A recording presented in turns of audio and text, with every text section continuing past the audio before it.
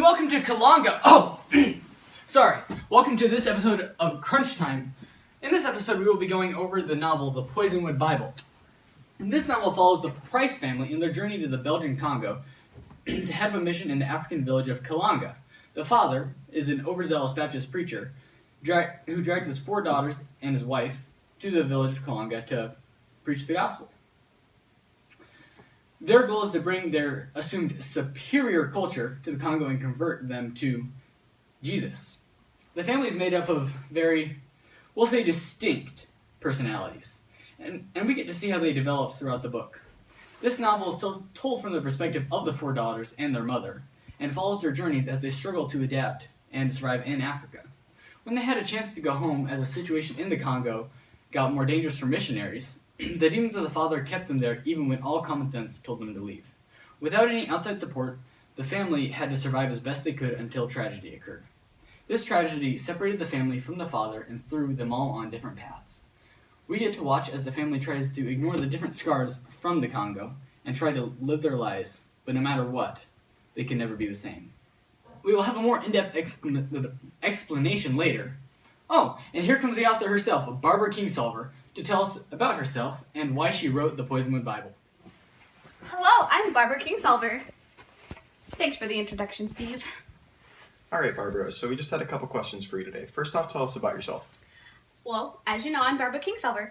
I was born April 8th of 1955 in Maryland. I'm the daughter of Dr. Wendell Kingsolver and my mom, Virginia. I,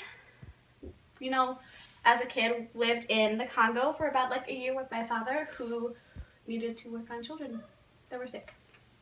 All right, now if you would be as kind to tell us what inspired you to write the Poisonwood Bible. Well, living in this region of Congo, kind of gave me the main setting for my story. And I was always compelled to study this personal, persistent human fall of an arrogant person masquerading as someone who is helpful, and how it could be a personal story that also functioned as an allegory. The story of a CIA coup in the Congo in the 1960s struck me as the heart of darkness in a nutshell. So I began to imagine a house full of teenage daughters and them living under an insufferable rule of a narcotic father and in the microcosm of Congolese conflict. And then I placed them right in the center of the Congo and kind of what their life would be and how it would change them. I also used some of my own traits as myself to help create the daughters in order to make them more believable as people. As a child, I would be what you would call a social outcast, much like the girls in the story, not really knowing much about the outside world. I also was captivated by the garden my father made, much like I had Leah in this book. Well, that's very interesting. Thank you for the time, and thank you for telling us about Thank the you book. for having me. Now back to Steve.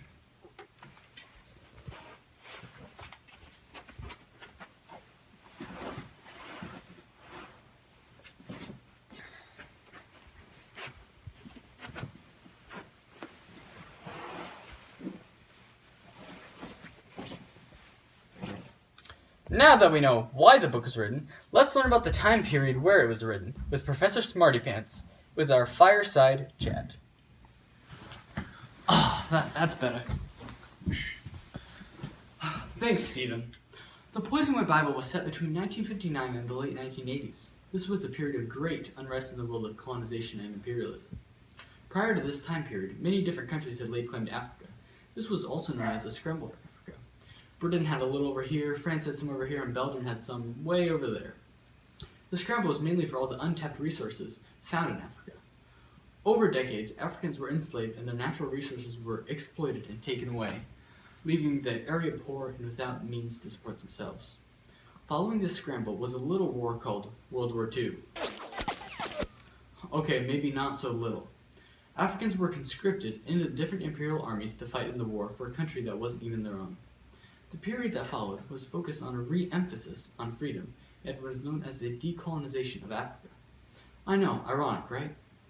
Well, the constant occupation of Africa had left it crippled and poor. You see, while being occupied, other countries completely exploited their resources, natural and people. Natural being all the natural resources, such as rubber and diamonds. People being, well, you guessed it, people. Now this was bad in that it depopulated Africa, but there are also positive effects to this. Their time in the different imperial armies helped them to grow a sense of political awareness and a strong self-determination that would be crucial to independence and decolonization. You see, for there to be an independence movement, there has to be a group of determined individuals with a large political awareness. This is also known as nationalism.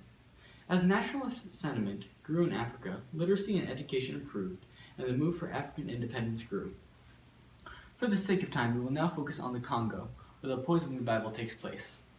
In the Congo, an election was organized by the Belgian government in a very democratic way. The democratic sentiments were stronger in certain areas, with the Price family being in a more democratically ideal place, meaning that it was more nationalistic. As a result of this election, a prime minister was elected and independence for the Congo began.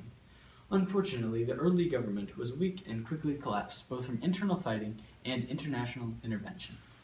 As a result, the country, already weakened from colonial exploitation, descended into chaos. This is the setting of Africa that the Price family is set in, a highly volatile and unstable country where no one is safe, especially people with a paler complexion. Well, thanks for listening to this fireside chat with Professor Smartypants. See you next time, and thanks, Stephen. Oh, thanks, Professor Smartypants.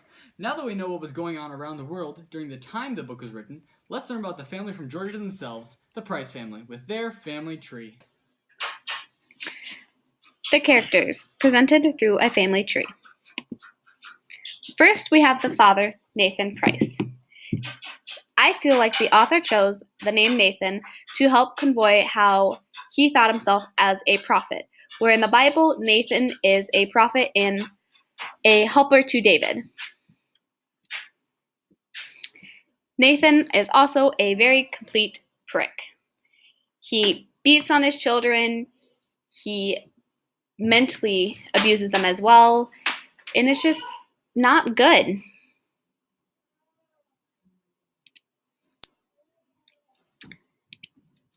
Next, we have the mother, Orleana Price. The mother is a good example of what we call Lot's wife, where Lot's wife was physically and just completely devoted to Lot up until things started to get in trouble. Where, like in the Poisonwood Bible, the youngest daughter, Ruth May, dies. And that's when things for the whole family starts to get really bad and brings everything into perspective. And unlike Lot's wife in the book, Orleana doesn't look back. She continues with her best foot forward. Basically, she was naive, turned courageous, doing things on her own. Next, we have Ruth May. Ruth May is the youngest daughter, who also died by a mamba snake.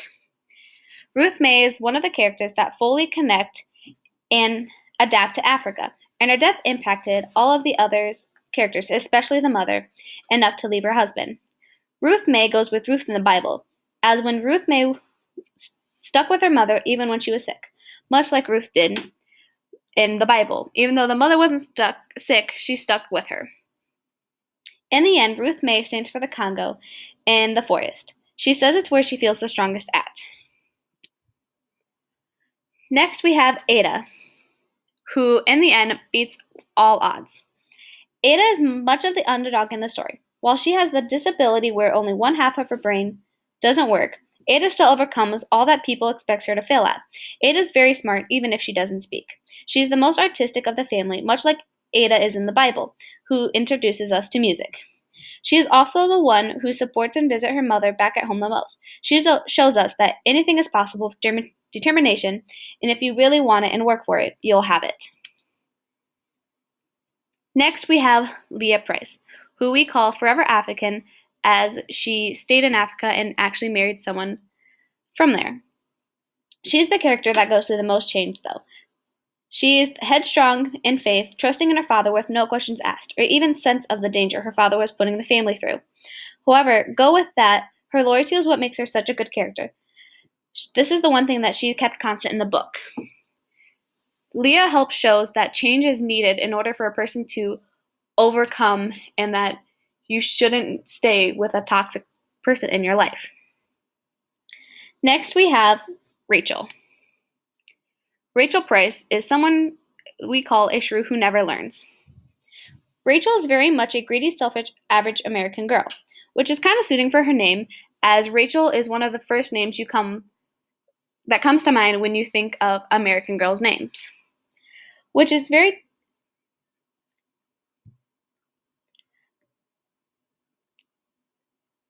Rachel never really outgrows the need to look good. She's constantly needing and wanting things that she had in America. She's unable to find it in herself to change. This shows that change is needed because she didn't change and she didn't progress or improve herself at all. Rachel and Leah are complete opposite. Much like in the Bible, there are sisters named Rachel and Leah. They are complete opposites, but marry the same man.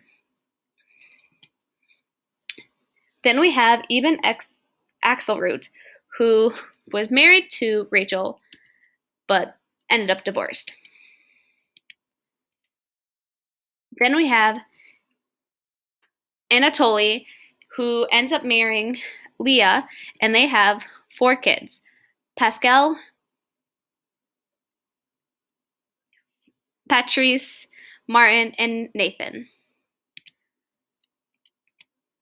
We have other important characters such as Brother Fowles, who shows us the 2 different sides and 2 different kinds of people when coming to religion. Mama Tataba, who was the main helper and caretaker in the beginning of the book. Then we have Nielsen, who is Anatoly's student and helps take care of the family after Nathan kicks out Mama Tataba. Then we have Tata Indu, who was the chief of the village, and with Tata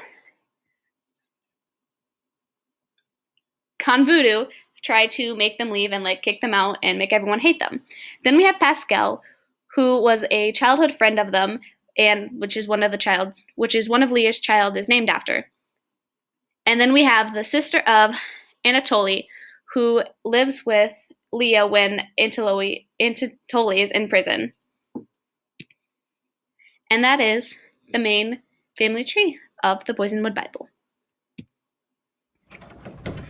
Now that we know all about the Price family, I'm trying to unlock their key events, but I just can't seem to unlock it. Get it? Key events? God, forget it. Let's just move on. Here are the key events of the Poisonwood Bible. Hello! So, we're talking about key events. The first big event is the Price moving to Africa, the Congo. They arrived via plane with their meager 40 pounds allowance, wearing all the clothes that they could and stuffing things inside their pockets instead of the bags. The welcome celebration was festive, but was ruined by the father, Nathan, as he gave them lectures for their nakedness instead of giving thanks and blessing their food and all. The first impression is what ultimately made their mission so hard, as the village lost their joy of having a new mission group before it even started.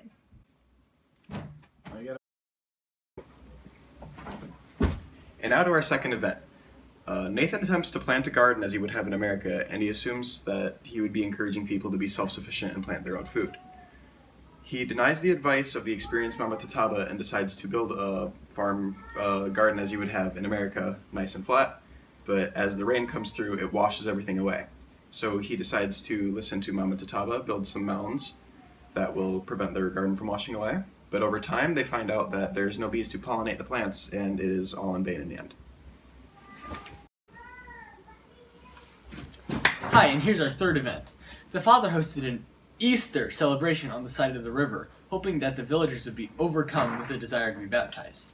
It ended up being a failure for Nathan, but Orleana made chicken and served it to the villagers, befriending them with her kindness. This shows how Nathan, in his single-mindedness, is ignorant of what goes on around him, because even if there were no baptisms, the dinner was a success because of his unappreciated wife. Hi, so we're going to talk about big event number 4. Months go by with very little success in the mission, as there was no baptism. Nathan learns that a young girl was killed by a crocodile, and he gets extremely angry. He kicks out Mama Tababa, who is a person living with the Price family and helps take very good care of them and provides a lot. So this causes a lot of issues, especially for the mother, Orlana, who then has to learn how to provide for her own family. Time for big event number 5. Next, Anatoly, the school teacher, comes over and has dinner with the Price family to talk about the chief and the village witch doctor, while teaching them more about the culture of Kilanga at the same time. This visibly impacts the whole family except for the father, who is just still baffled by the fact that his superior culture will not work here. Anatoly then explains that while he might not agree with Nathan's sermons, he still preaches them because in Africa they believe that everybody should have a fair and equal chance. And now for big event number 6.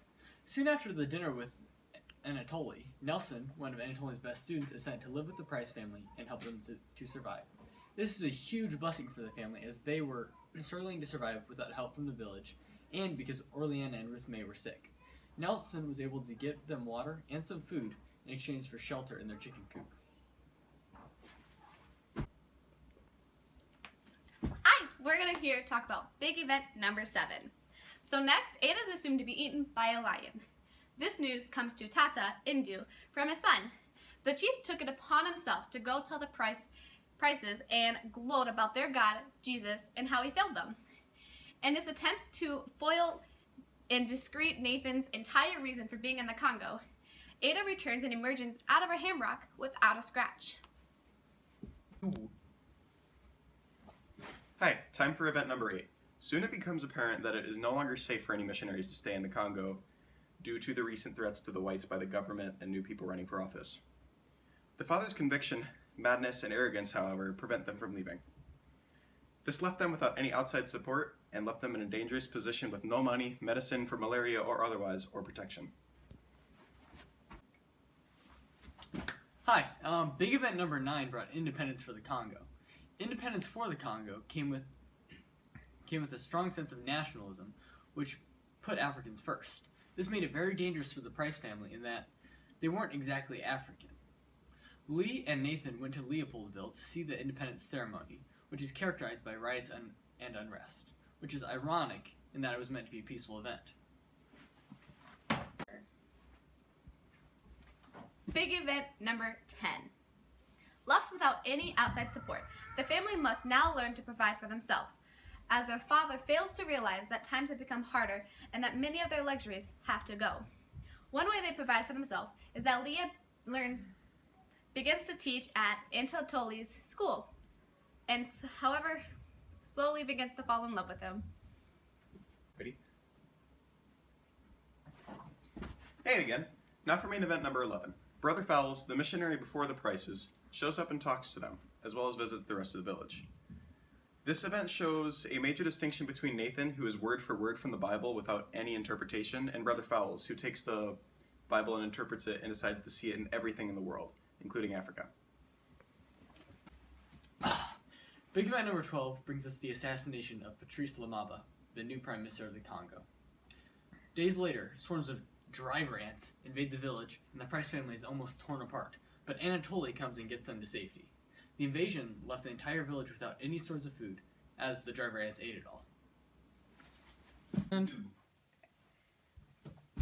Big event number 13. Tension rises over religion in the village, which is characterized as a powerhouse struggle between Tata Indu and Nathan. It results in a vote where the village votes against Jesus and therefore against the Father's Church in Kalanga. And now for one of the last events, event number 14.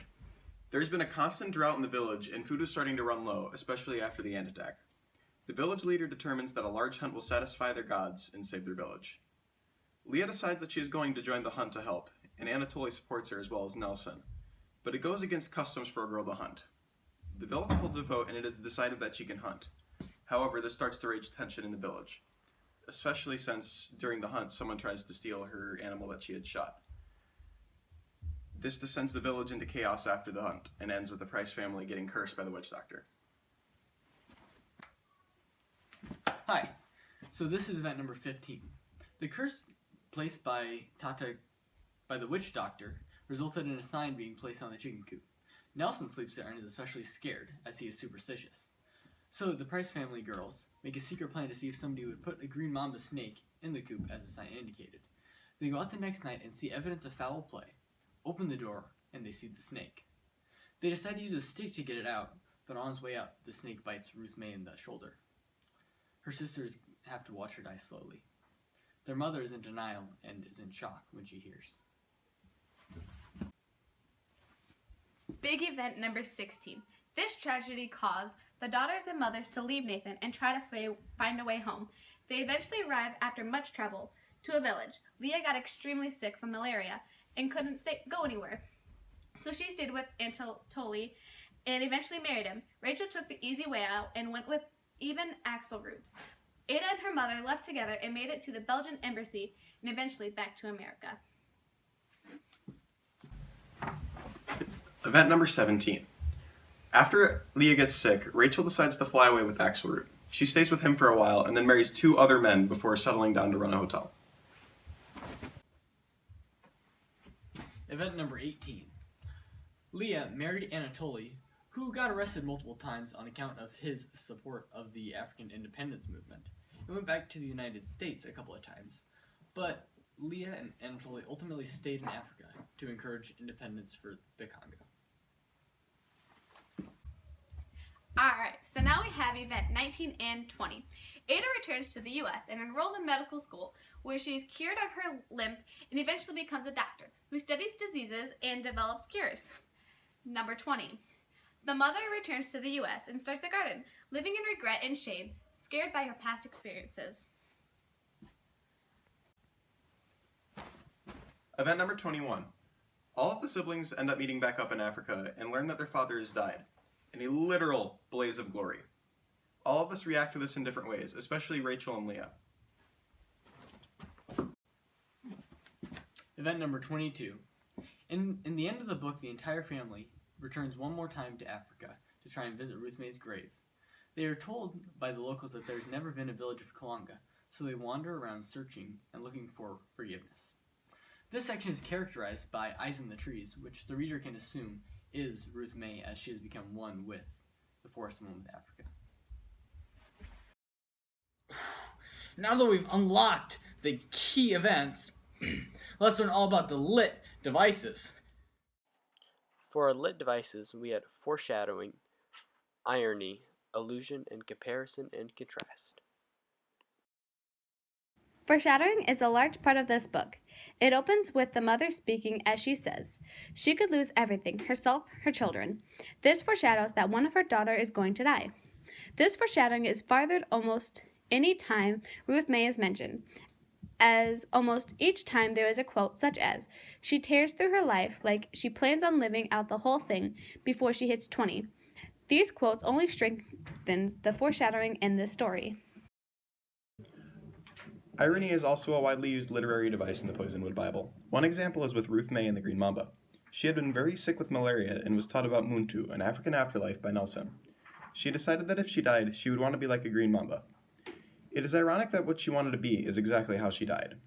Another example is the phrase, Tata Jesus is Bangala. Nathan is preaching this thinking that he is saying, Jesus, dearly beloved, but really he is saying, Jesus, poisonwood tree. This is ironic because to the villagers, the poisonwood tree only represents pain and agony, and that is all Nathan is telling them about Jesus as well. He's preaching that unless they are baptized, they are going to hell. This would lead to further agony for the villagers, as they don't go to the river because of the tragedy that occurred there. Allusions play a giant role in this novel. Each of these sections of the book is named after either a book in the Bible or story in the Apocrypha.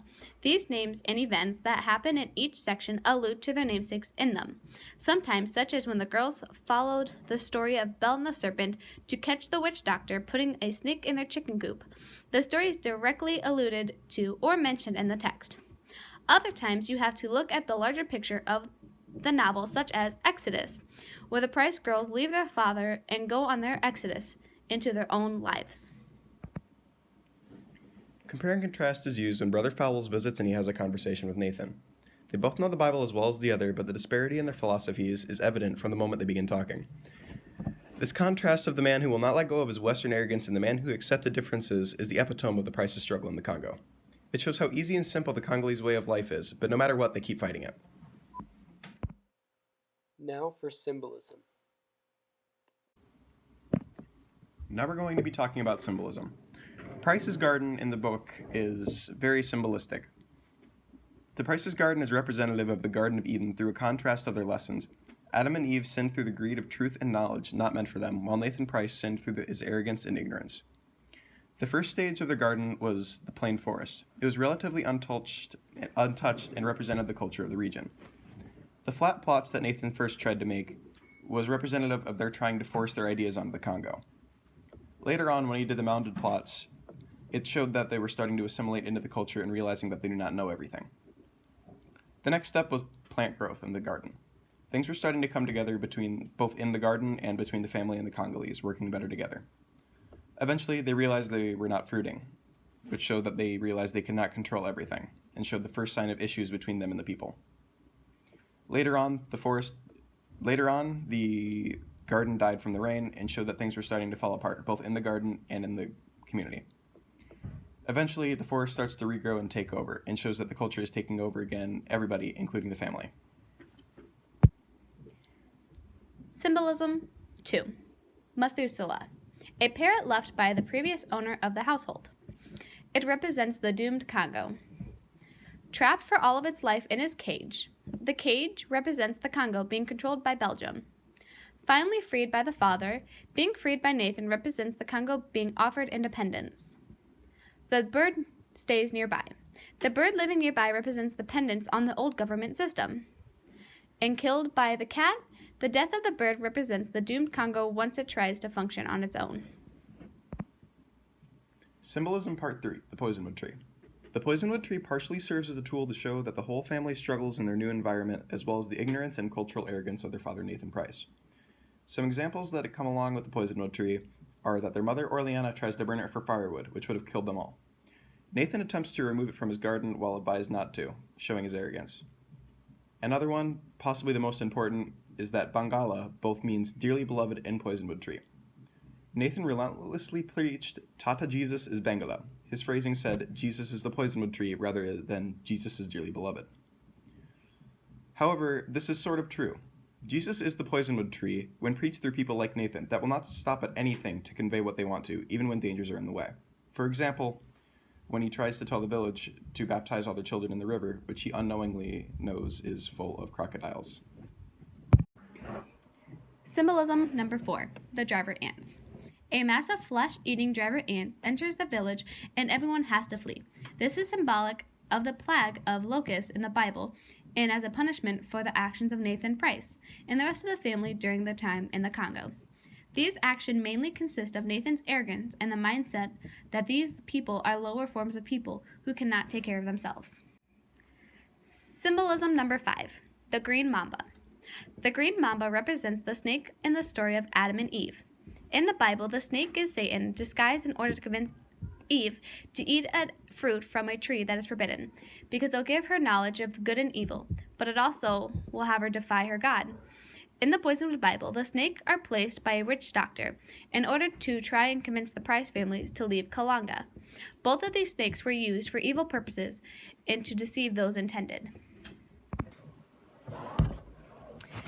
Powerful diction and imagery. The imagery in this piece is used whenever the family is in shock or surprised by something, which helps to show their mental state throughout the book, such as the description of the chicken bones after the driver ants show the amount of trauma, or the description of the people after they land for the first time. Important diction in the Poisonwood Bible usually occurs when the father gets angry, usually in the form of passive-aggressive verbal irony to confer his real thoughts while getting to his point across to the listener, such as when he talks to Anatole and when he is talking to the chief Tata Ndu. Now that we've gotten done with all that, let's move on to our theme bubble. The main theme of the Poisonwood Bible is arrogance, especially that of the Western world. We are able to gather this through the Price's family's time in Africa and their actions while they are living there. Mainly through Nathan Price, as he is unable to grasp the cultures of the African people and attempts constantly to force his own ideas upon them. Alright, so my favorite passage comes towards the end of the book. Betrayal bent me in one direction, while guilt bent her in another. We constructed our lives around a misunderstanding, and if ever I tried to pull it out and fix it now, I would fall down flat. Misunderstandings is my cornerstone. It's everyone's come to think of it. Illusions mistaken for truth are our pavement under our feet. That is what we call civilization. So this is one of my favorite quotes because it just talks about how basically we all believe in fake illusions and it just makes us who we are as people, which I completely relate to. So, which is why it was one of my favorites. My favorite passage is a moment when Leah is teaching Anatoly about America. She describes how the American cities are giant and sprawling with giant fields of crops, and Anatoly just cannot believe her because he has only known what is in Africa, which they can't have large fields like that. So I love this interaction because it perfectly encapsulates the differences between the two cultures, and it just shows the different perspectives of the world, which is characterized in a part where Leah tells Anatoly for the first time that the world is round. Leah has the whole perspective of the world on a globe which she can picture in her mind, but Anatoly had never seen a map of the entire world, so he didn't know if the world was flat. And so I think that just truly characterized the differences in the culture and perspectives perfectly. And we then said if she wanted to be able to teach everyone else about it, and Anatoly kind of characterized how everyone else's reaction would be in one simple phrase: they would not believe you. Right, so my favorite part of the book is nowhere near as heartfelt as that, but I really loved the part where they finally realized that their father Nathan had been preaching that Jesus is the poisonwood tree and that he had been accidentally telling the villagers that he wants to feed their children to the crocodiles. Because, I don't know, it just finally showed in my mind that he had been an awful man the entire book and that he's finally starting to get what he deserves. It's just, yeah. The Poisonwood Bible is still applicable today in that there are still many different cultures in the world, and we all need to respect each other's cultures because no one culture works for everybody.